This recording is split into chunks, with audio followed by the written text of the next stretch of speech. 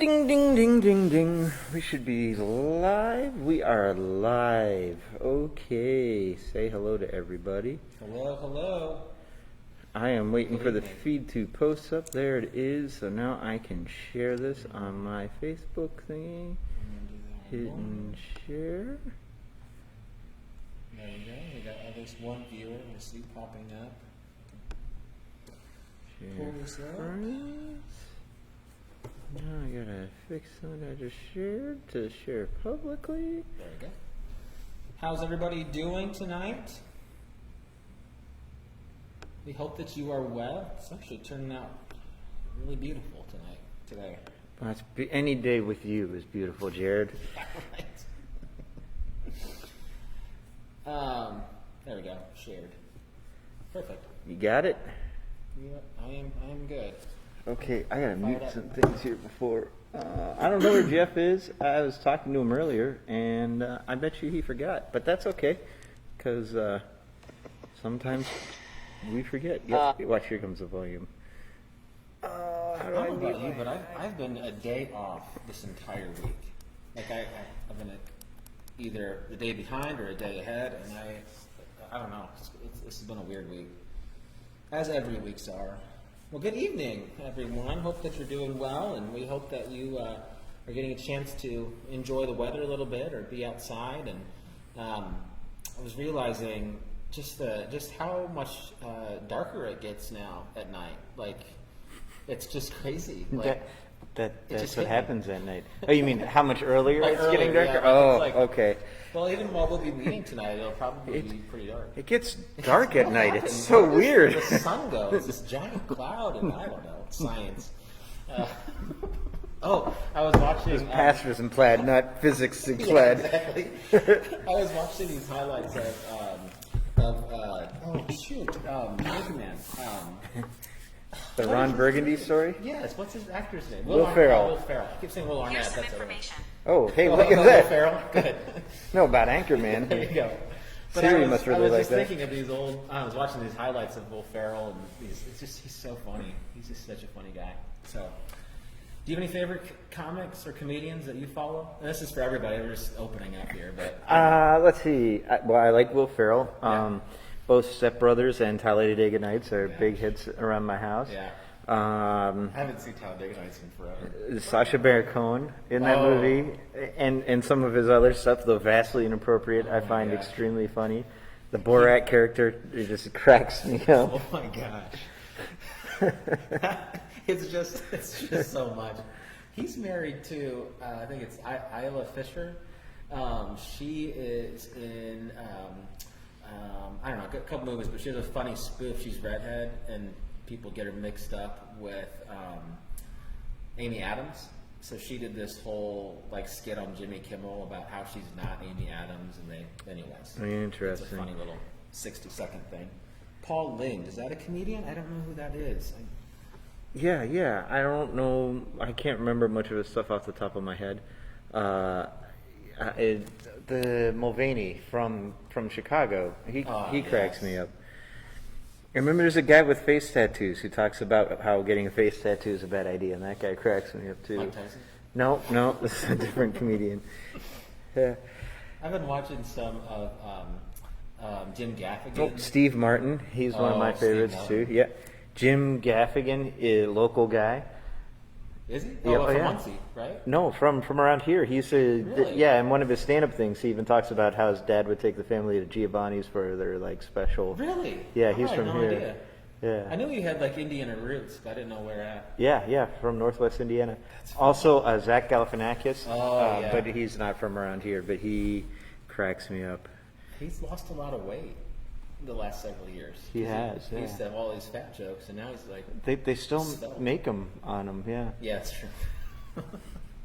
he just looks... George Carlin, he's a classic. George Carlin, I forgot about Stephen Wright, yeah. He's got some of the best one-liners I've ever heard. him. Yeah. George Carlin, wow. Oh, Norm Macdonald. Oh Wow. my gosh. He has been around. He's been in so many things. His weekend updates.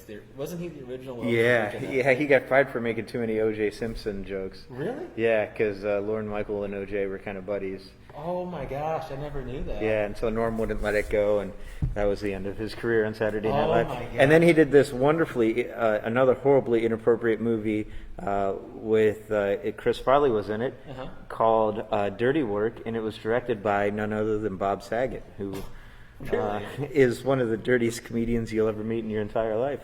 I remember because there was the first time I saw him do like one of his other acts. You know, I got to know him from Full House, and like you know, he's one of the classic TV dads. And then America's Funniest Videos. Yeah, that's right. And then have you ever seen The Aristocrats? Yeah, the bathroom scene, right? Yeah. Or was it the bathroom? No, I mean the whole thing was a bathroom scene. poop everywhere. Right? Yeah, I mean it was. That's right. I forgot about that. Oh my gosh. Yeah. Oh, it's funny. Bill Murray. Somebody said. My friend Jake said Bill Murray, who is another big fan of Chicago. So. Yeah, good That's stuff. cool. I didn't realize that. So Jim Gaffigan's from Dune Acres. His dad worked in Hammond. I had no idea. I thought he was south of here. That's cool. No. Don Rickles. Yeah. Wow. Yeah, can't go good. wrong with That's Don fun. Rickles. Yeah. It's been nice to I just kind of needed a little bit of lightheartedness this last week. So I just spent an hour on YouTube or at Netflix at night. We've been just kind of watching. I've been watching Jim Gaffigan has a bunch of specials on there or Amazon, and I don't know, just other people. Mulaney's hilarious. So Dave Chappelle, he's pretty poignant. He's He got some good is. stuff. his craft is incredible. The thinking and the thought that he lays it out. Yeah. Smart dude.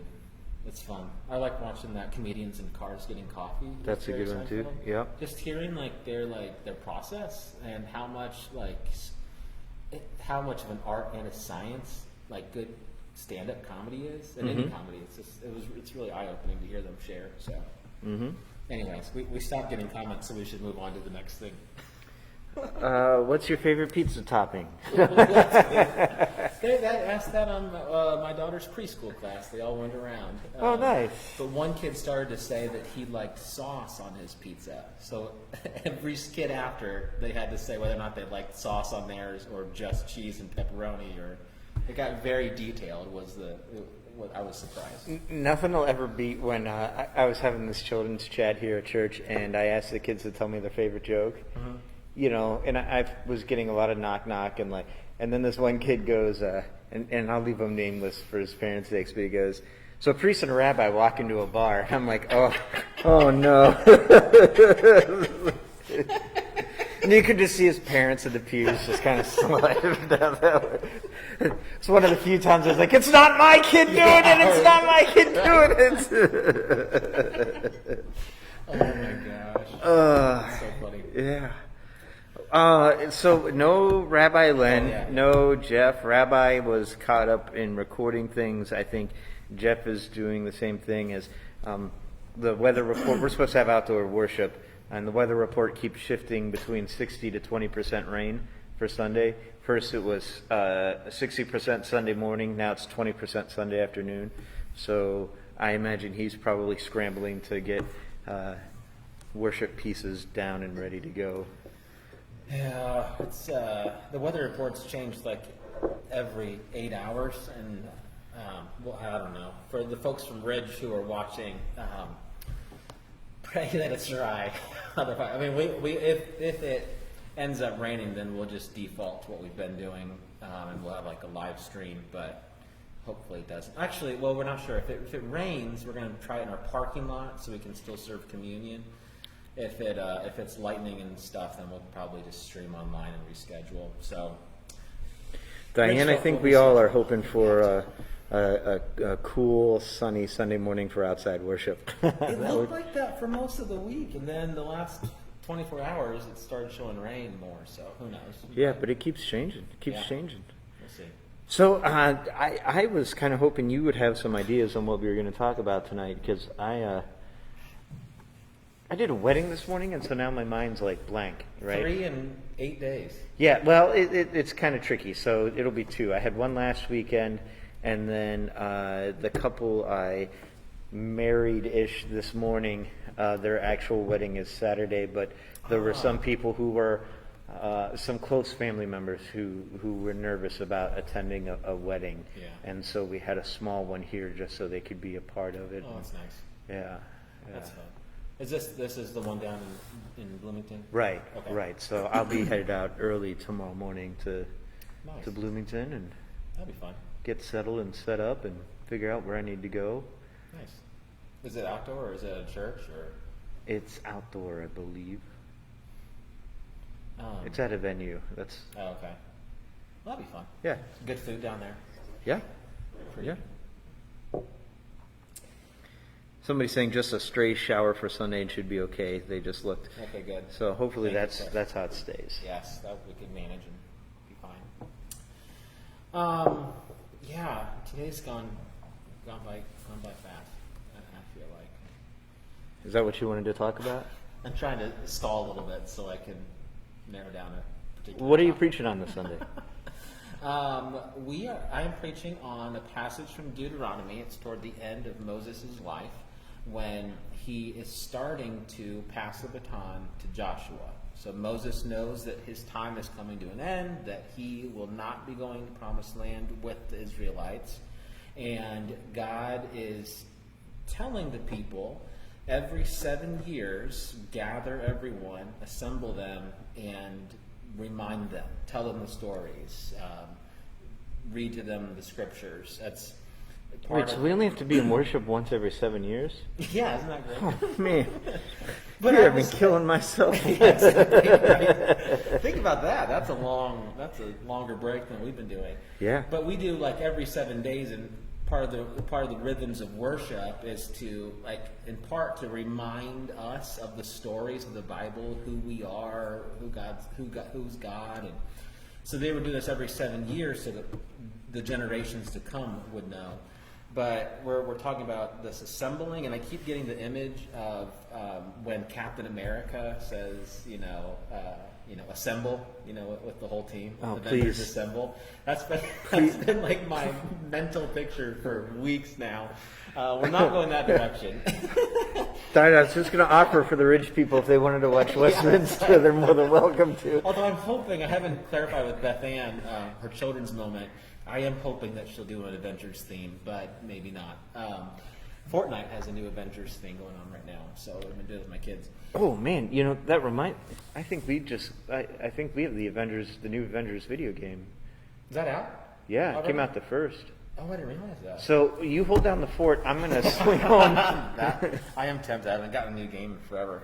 But it's all of assembling and reminding us of the story, reminding us of who we are, what we're called to be, who's God. So that's the whole theme as we look to gather again. We're going to be starting offering in-person worship next Sunday. And so it's going to be kicking off. Now, when you say in fall. person, do you mean in sanctuary? We are. We're going to try it in sanctuary and live stream still, so that folks who want to worship from the safety and comfort of their homes can continue to do so.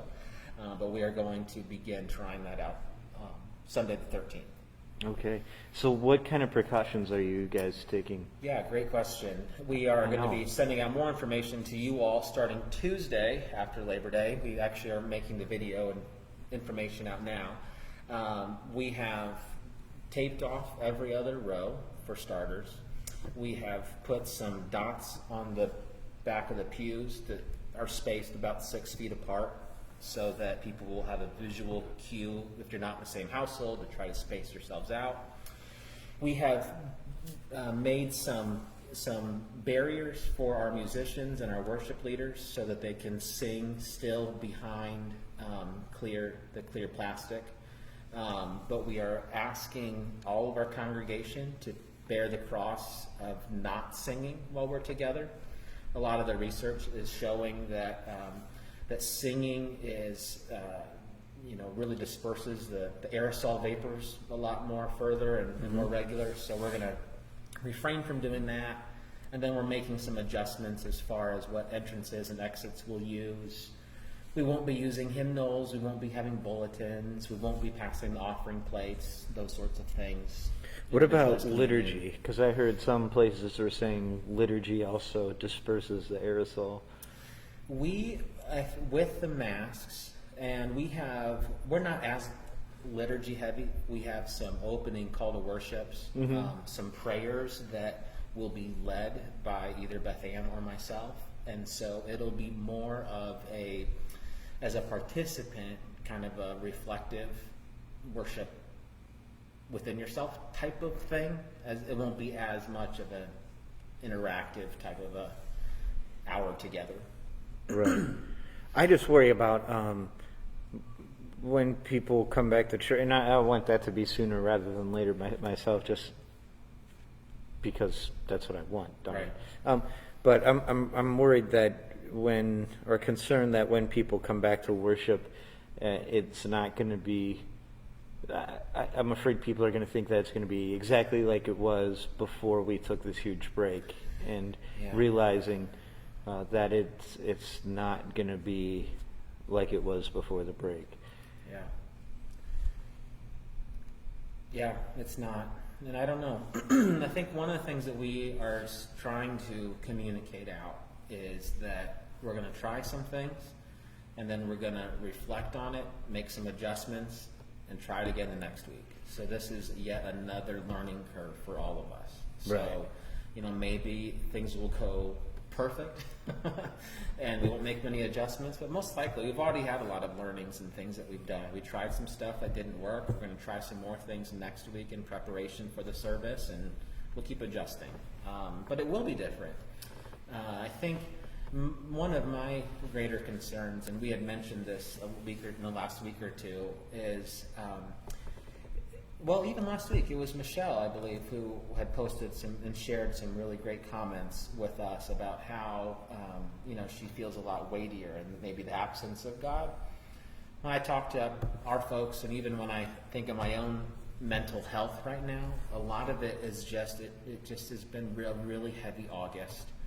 And so my hope is that by getting together a little bit more, either virtually or in person, that will help us as we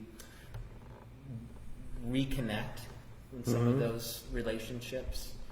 But naturally in the summertime, life happens and it's easier to get outside and do things or whatever, but especially as fall approaches, how can we maybe reset a little bit in our own lives and life together? So we'll see how it goes.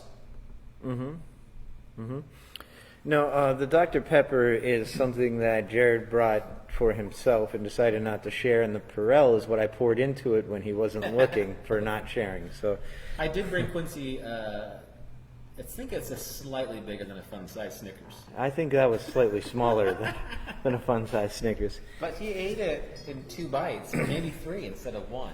So I don't know what to Like do I with said, that. I was trying to still savor throwing me off. every tiny little minuscule morsel you gave me, yeah. So I was reading Jill's comment. Yeah, makes me a bit confused for in-house. I can sing the hymns at home. I can share responsively Yes, from home. from home. Yeah. Yeah. I don't know. It'll be different. Yeah. There's just no win situation here, Yeah.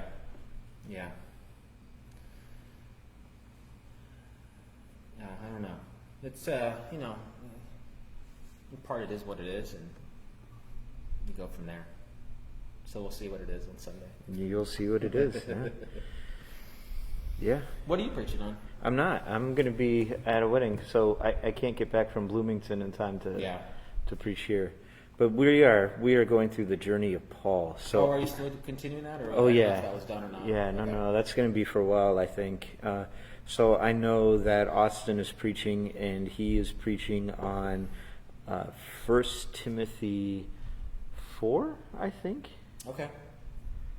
So I'm not quite sure what he's going to do with that. But So are you guys kind of tracing his journey through the book of Acts, or are you just going through? that's what I'm doing. letters? Is I'm kind of doing a mixture of tracing him through Acts versus tracing him through, the writings of people like N.T. Wright, Marcus Borg, and John Dominic Crossan, and also interjecting that with letters portions of letters that kind of tell his biography to kind of come up with like I'm really interested in how did he develop his theology, right? So by kind of learning the context of who he is and where he comes from and where he's going and learning a little bit more about each of these communities he's writing to, you kind of gain, I think, bigger insight into why his theology is the way it is. And not only that, but what is amazing me is when you read about who he was as Saul and then read the letter to the Galatians, you're like, who are you? You know what I mean? Like, this guy does a radical and dramatic shift of theology, to where he was very hardliner, very orthodox.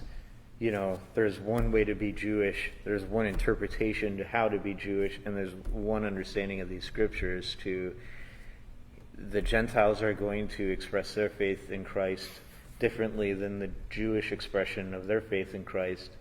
And the great news is there's room for all of that, and it's about finding your best way to connect to Christ, and that's just a dramatically different shift. Oh my gosh, I don't even know if we can.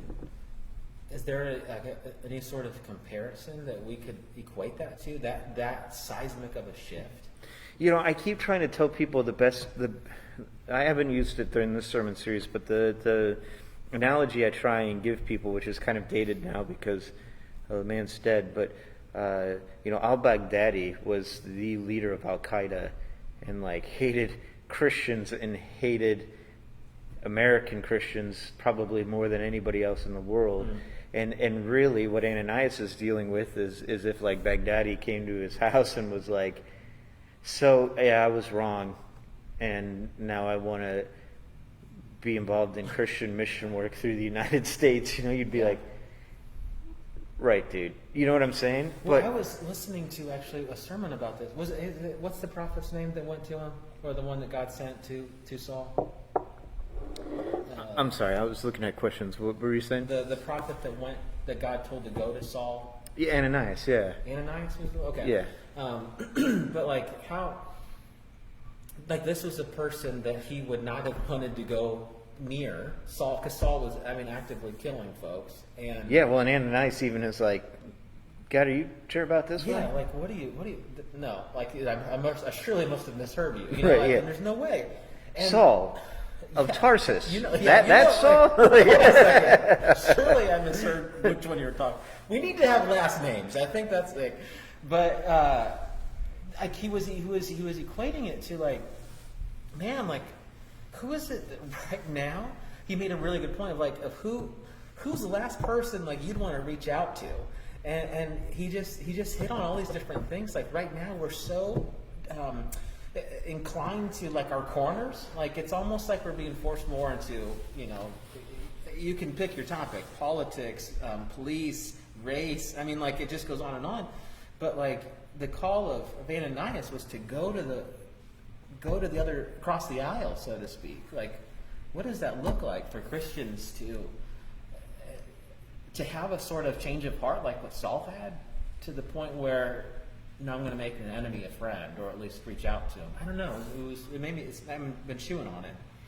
Yeah. Speaking of chewing on, Jake has. Yeah, Jake, I was going to go for your second question first. Why do I think it took Paul a decade from his conversion to start doing public ministry? I'm not sure that's exactly accurate that it took a decade.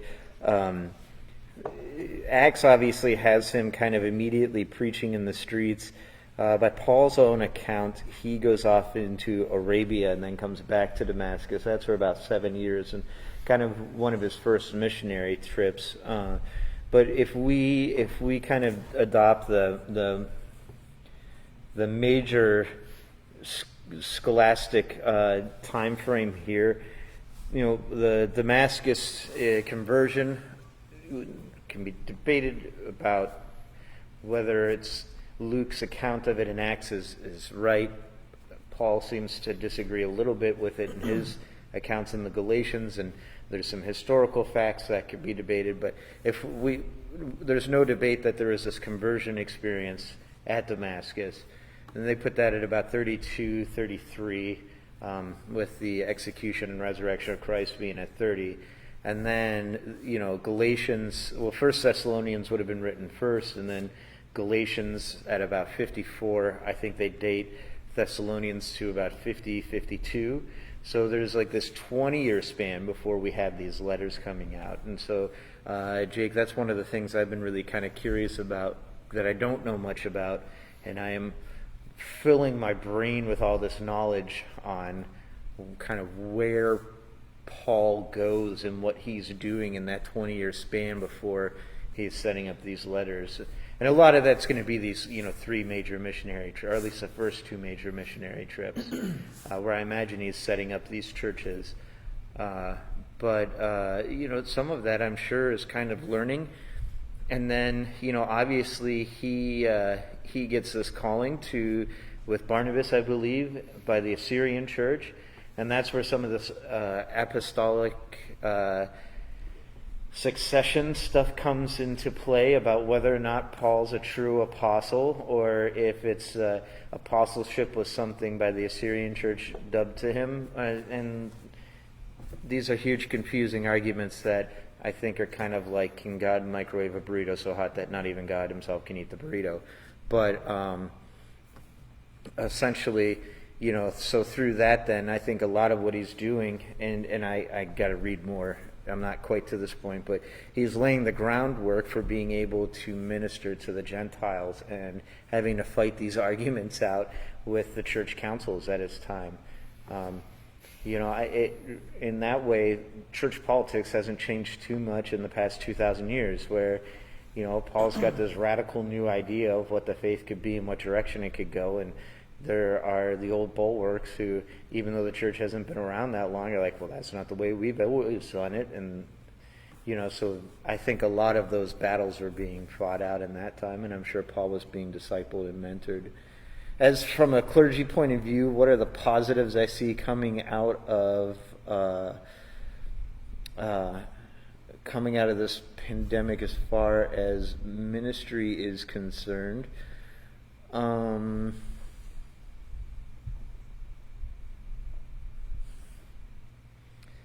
Yeah, I don't know. I think people are more connected. I think the online model of church, in a lot of ways, are reaching people that wouldn't normally feel comfortable in stepping into a church. I think we're having to rethink and redefine what it means to be a church. I think we need to see that at the heart of what's at a church is something that's beyond what worship looks like, but really what worship is at its heart. I think we're how do I want to put this? Our metals being tested as far as it reminds me of something. I had a friend from South Boston, which was a really rough neighborhood, and he came up and visited me in college in Vermont, which was not a really rough neighborhood. And this kid was arguing with him about something, and he said, it's easy to hug a tree when you have your daddy's trust fund and everything in your life is going well. He said, try going to my neighborhood where you're worried about being beaten up or shot, and then thinking about how important it is to hug a tree. You know what I'm saying? So I think some of it is our characters being tested, and how we handle and persevere through this is showing some weaknesses that I think in my own character, and some growing edges that I need to work on as far as my discipleship. So I think there's good stuff yet to come. I also think in the midst of it isn't necessarily the time to judge. I think we'll have a better sense of what this time was once it's over, and maybe a few years after it's over. I mean, if you asked me on the day of 9/11 what good is coming out of 9/11, I wouldn't have had much to answer. Yeah. And then he goes back to Tarsus for a while before he goes to Antioch, correct? Can you imagine trying to explain your conversion to your Pharisee parents?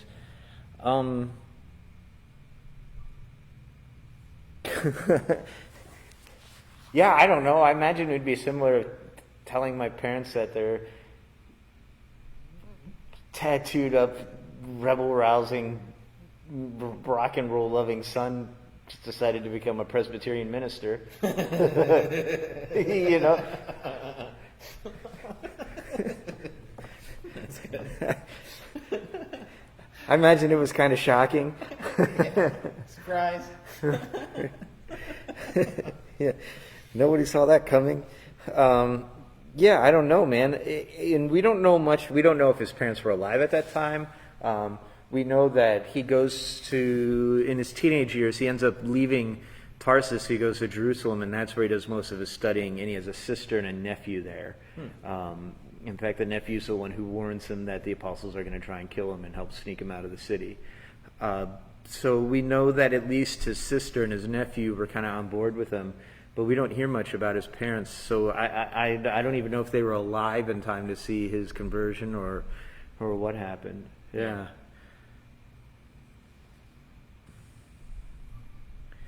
Yeah. Any other questions out there? I think Dave Hicks is laughing at me telling Don and Becky Worthington. Dave was the associate pastor, or he was the youth pastor of the church I was at when I was growing up, so he knows me quite really? well. Yeah, Oh, and wow. he knows Don and Becky Worthington quite well He too. probably So has some stories or insights to that. he's actually probably partly He is partly responsible for a lot of my weirdness, I think. Yeah. He's the one to credit or blame.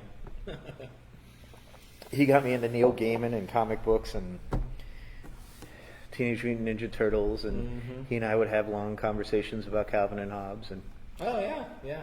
Star Trek, The new Star Trek's coming out too, I think, soon. Discovery, Yeah. season 3. No, the one with they're bringing back Picard. Oh, Picard season 2. Is there already a season out? Yeah, dude, come on, catch up, I man. don't know. That's not like this all. Nerd card just got revoked there. Yeah. Yeah, so that's what we're going through with Paul. Nice. I've been really enjoying reading N.T. Wright's work on Paul. Normally, I would have been more of a Borg Crossan camp. I knew both of them.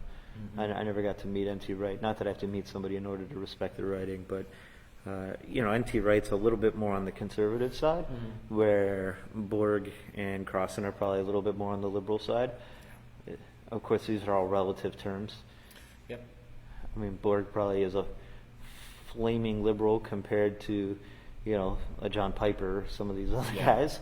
Yeah. But, I'm finding his approach to Paul to be really interesting.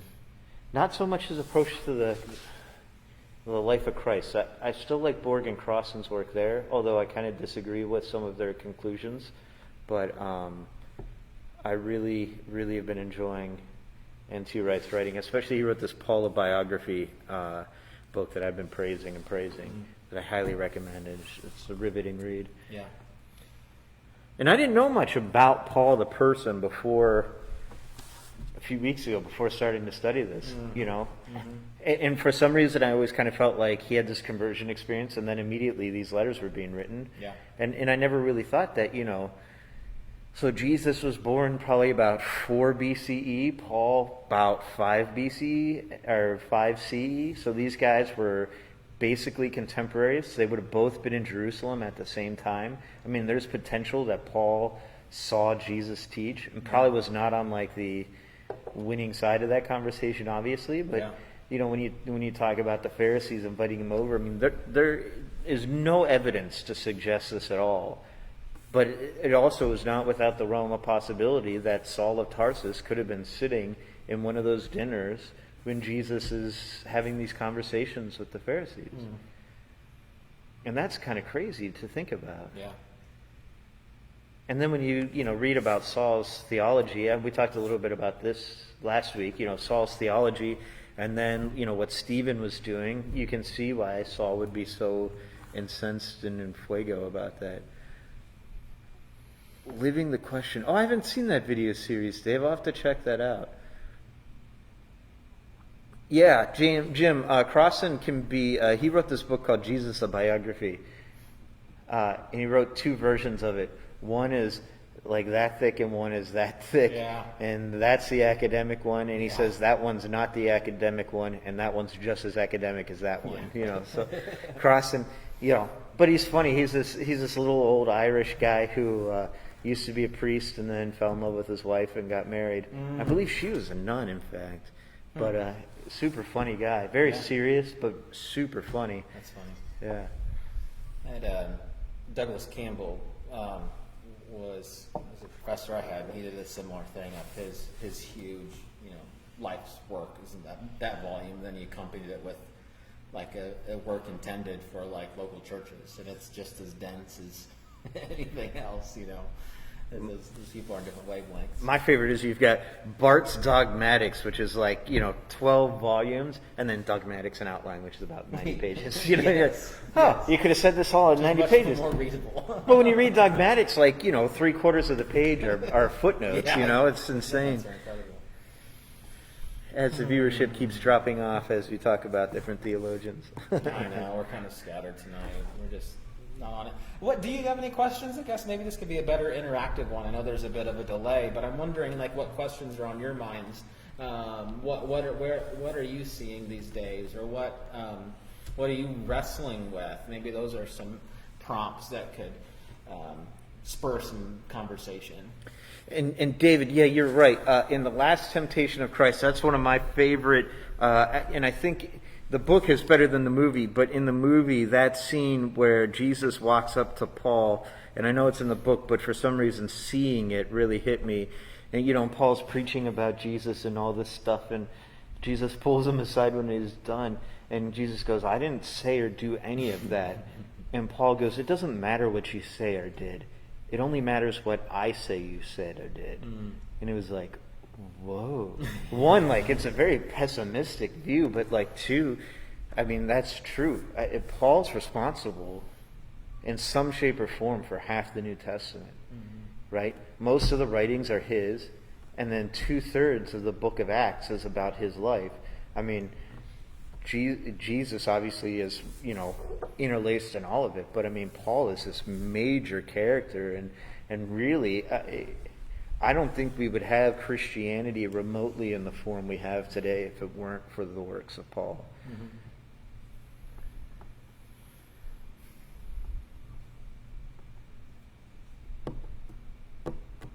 Well, I don't think anybody else has any questions. Are we going to cut this short tonight? I don't know. I guess. We're so enthusiastic. So what do you think, Rabbi? Oh, right. Thanks, Rabbi. What about you, Jeff? You got anything to add? Oh, thanks, Jeff. I think it's funny. Whatever. It's interesting. Yeah. Set up to Cross and Promises discussion of parallels in politics and theology then and now.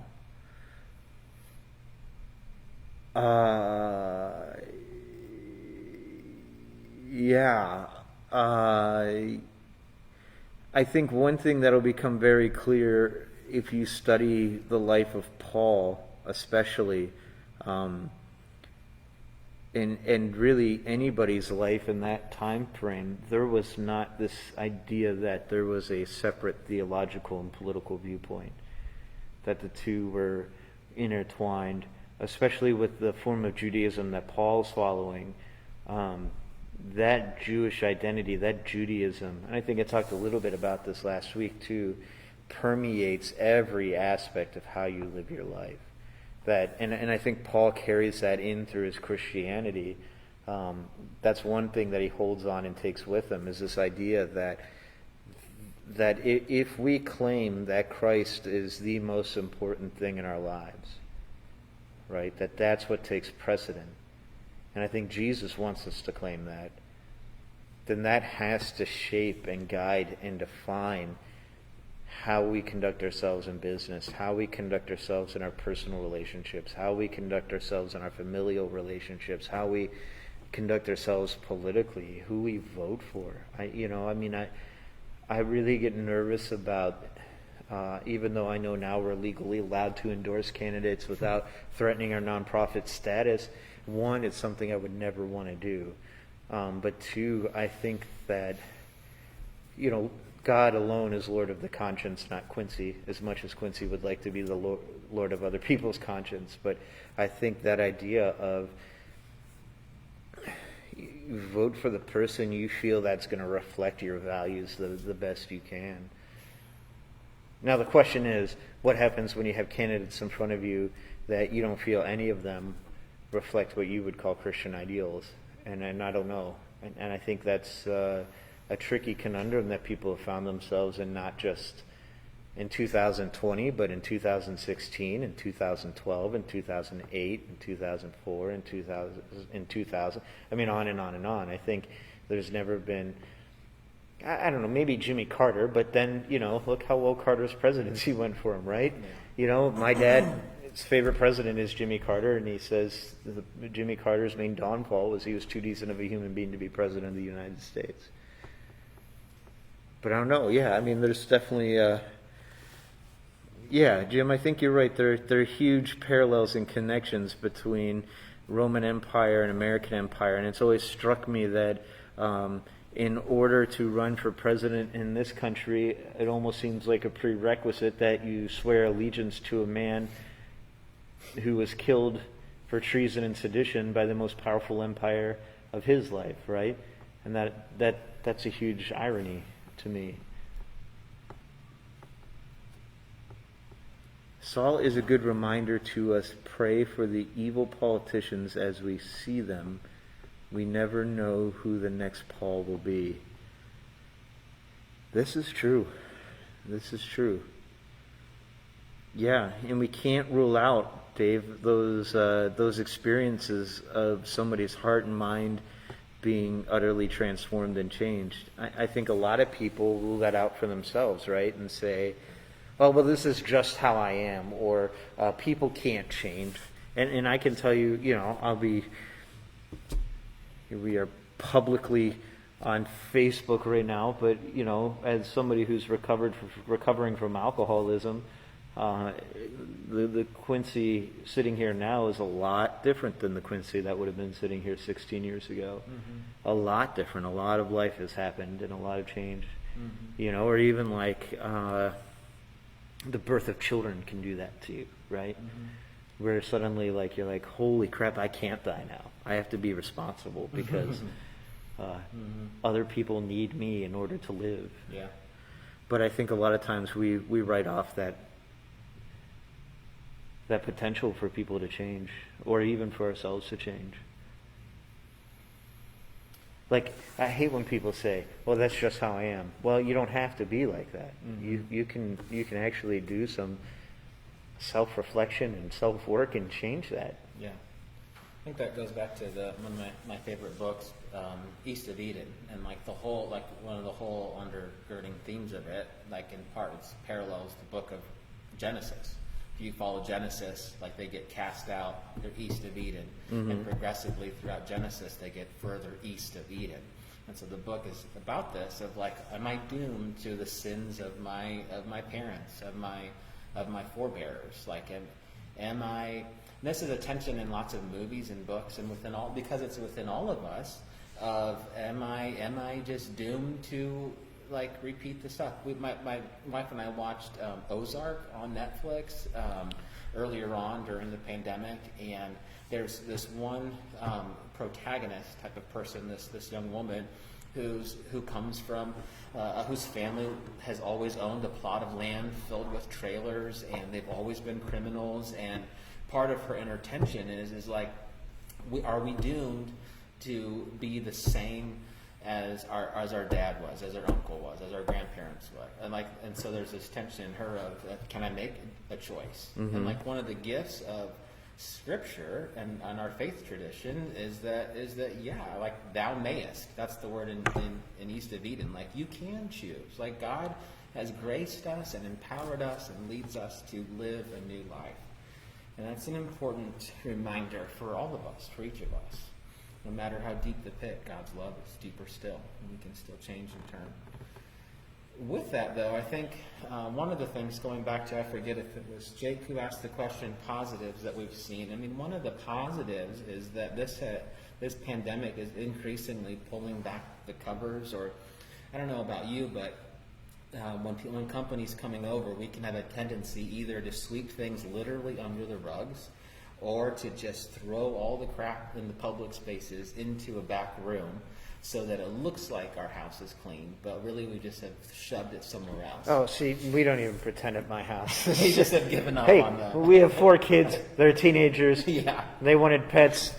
This Here's is what us. you got. Here's me, world. Then people are like, why don't you invite anybody over? I'm like, because I'm nobody's cleaning up. Because it's crazy. Yeah, exactly. Because I don't even want to be there. Yeah, No, right. I'm kidding. I I'm step on kidding. toys. My wife's gonna kill me. That was one thing. Not to interrupt, but that was like early on in our marriage and life together. Like when I think we finally had 4 kids, Beverly was really frustrated that the house wasn't clean, and I have this attitude towards it. At least when they were little, and like there would be a time when everybody was in bed. As they get older, that doesn't happen. But it's like, you don't shovel this driveway while it's still snowing. You wait for it to stop. So at the end of the night, I'll clean up. We'll get a fresh start in the morning. Oh, man. But she and I came to the realization that she's just going to have to live with the fact that while there are children in our house, it will never be as clean as she wants. Yeah. And I have to live with the fact that while there are children in the house, we are never going to be on time like I like. Yeah, right. Yeah, exactly. That's just part of it. But part of this, circling back with the politics and whatnot, is like the part of the pulling the covers back is it shows like many of the cracks and brokenness and pains that are part of our culture and society, and it's presenting an opportunity for people who seek to live in the way of Jesus to get more involved civically. A number of, maybe 2 months ago, every month, Dustin Anderson, the town manager, writes articles in that little newsletter that accompanies our water bills for folks who live in the town of Munster. And he expressed toward the end of it, hey, we have all of these committees that are going to need to be filled. Please submit your names. Like increasingly, and it's not just a Munster thing, it's towns across America, civic engagement has dropped dramatically. Like at one point, and maybe for many of our watchers, that And was I'm just such a what bad we choice did. that I had an interview for one of those committees, and they were like, "No." We are desperate, Like, but even we have. Do you have anybody to standards. fill the committee? Not you. That question is beside the point. What we know is a hard no for you. But it does invite you all to be engaging more in our community to try and influence our communities toward the reign of God. I mean, that's a way that we can live out our prayer of your kingdom come, your will be done on earth as it is in heaven. Well, that's not just a me thing. It is a me thing in my own life, but it's also ways that we are involved professionally and civically. I've been challenged by that a lot more recently. There's a book called Our Towns where 2 writers, I think they were originally with the Washington Post, they're affluent, they have a private jet that they take and they tour all across America, and they write about these towns and cities that they visited across the country, and just some of the ways that the national narrative is one thing, but the ways life gets lived out in local towns, that's where you actually see people working with each other who might have different politics or have disagreements about different things. But we're neighbors. We have the same town. We know each other. We have to live with each other, so we're going to work together. We're more inclined to working together than what happens at a national and global level.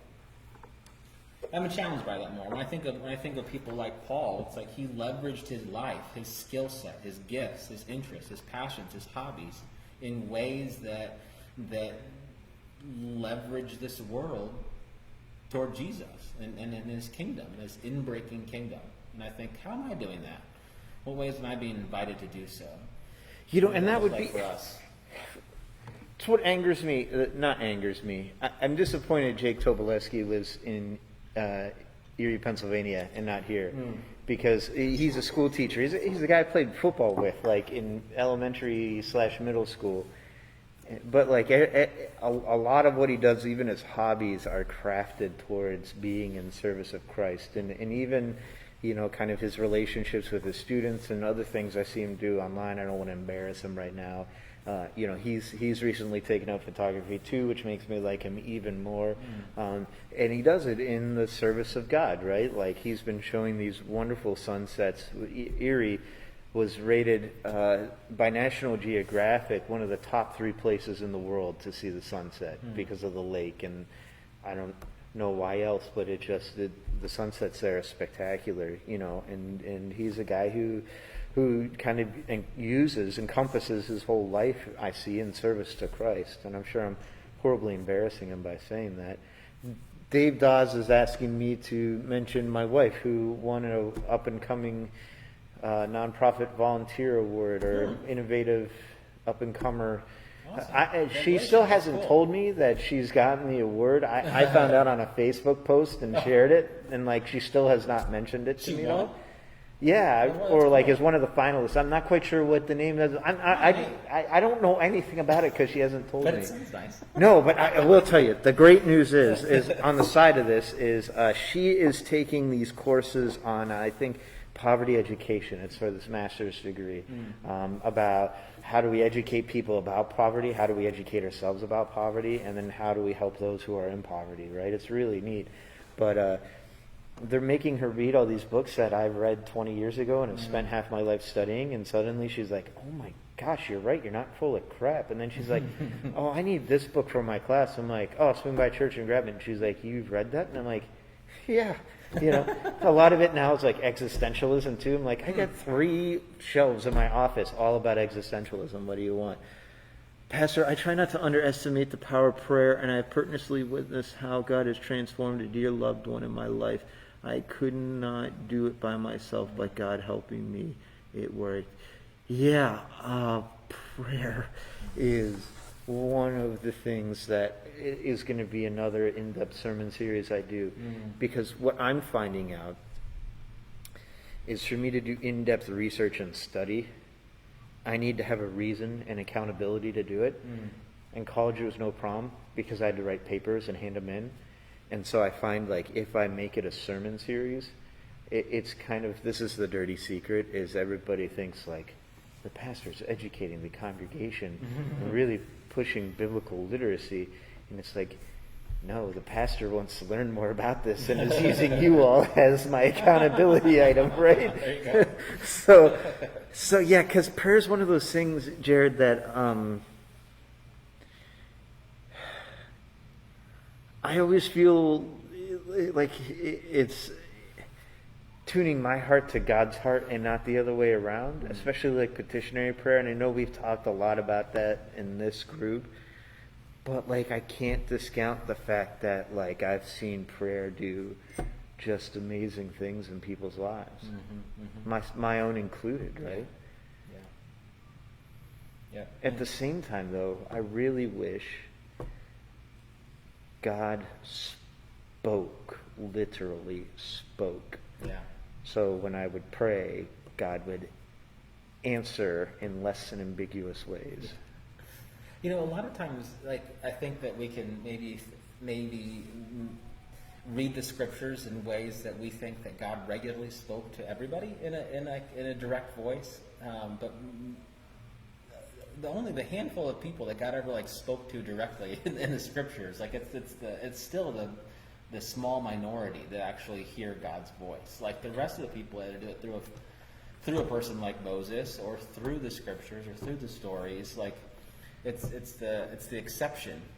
But even that report of Moses speaking to God, that's not to say that isn't metaphor. I don't think is the right word, but his way to try and explain something that's an encounter that's unexplainable in any other way. Like there will be times in my life where I can say, well, God spoke to me in this moment, and this is what I feel God said. I don't mean that God spoke literally to me, but it was a very revelatory. There's no other terms for it. Like when people say, why did you become a minister? Well, it's a calling. Well, how do you know you're called to ministry? I can't one, it has to be a calling, right? Like the people who want to become, my friend calls them, what does he call them? Collar chasers or robe chasers. I can't remember. He had a funny name for it. For people who they just want the status of being a pastor because it's so prestigious to be a minister these days. I mean, it's a really fun job. But even in seminary, over half the people I went to seminary are probably no longer, who I graduated with, are no longer in the ministry. And it's because it is a calling, because there are some really rough times, and you will be challenged and pushed. And if you're not called to do it, if it's not something that you feel that fulfillment and sense of vocation at, you're going to be I can get paid more money and put up with less crap doing another job. Yeah. Right? So to me, how do we explain, how do, maybe not how do we, I have not figured out how to explain what my calling is or how I felt called in my life. Except that God spoke to me and said, this is what you need to do. But also, that was a series of events and not voices. Yeah. Did I just make any sense? Dave Hicks is talking about anthropomorphizing God and how did God speak to Karl Barth. I think it was through the pipe. That's why I smoke a pipe.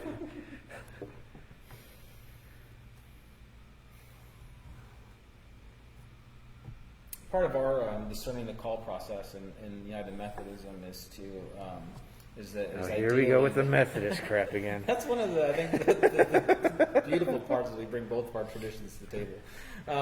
But at least one of us thinks part that. of it is to have a community continually affirming your call. It's an annoying part of our process.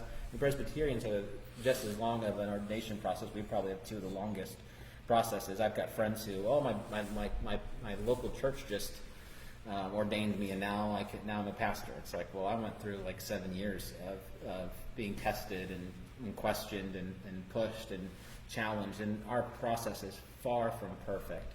And we have a lot of people who aren't called who still make it in.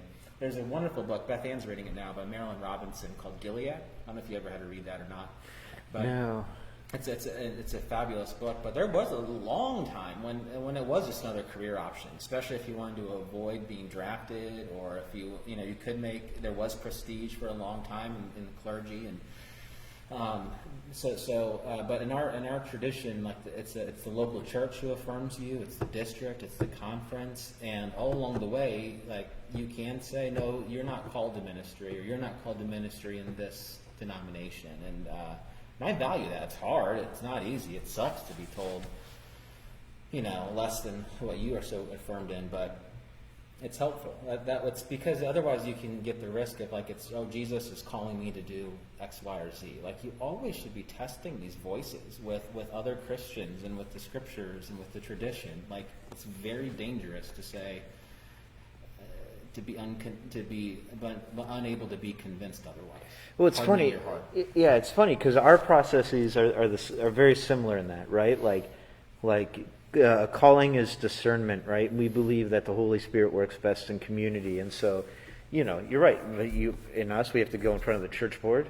They have to affirm it. Then it goes to presbytery. You put in a committee on preparation for ministry, and that's affirmed several times. And you got to take these tests in seminary, and then but then the UCC church used to be one of those God said you call it here, we'll send you off, But they back in 2008, when I was struggling with the direction of where the PCUSA was going.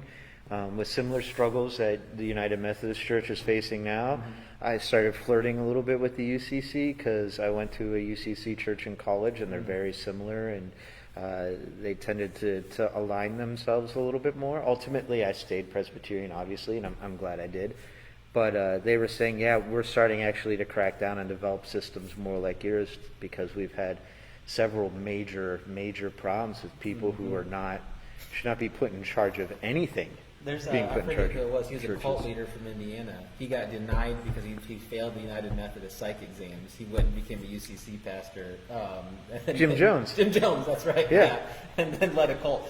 The Methodist system did work, at least for him, by saying you are not fit to be a clergy person. Yeah, at least it wasn't, United Methodist Jonestown Church, right? Yeah, Or exactly. Jonestown United Methodist Church. Yeah, did he go UCC or did he go? I'm trying to remember the People's Church. I thought that was more of a Pentecostal charismatic church. I think it was because isn't what's the seminary in Indianapolis called? Isn't that a UCC university? Yeah, I gosh. get them all mixed up. There's too many. Too many cult leaders to follow. and too many letters and acronyms. But anyways, our system did work for a minute.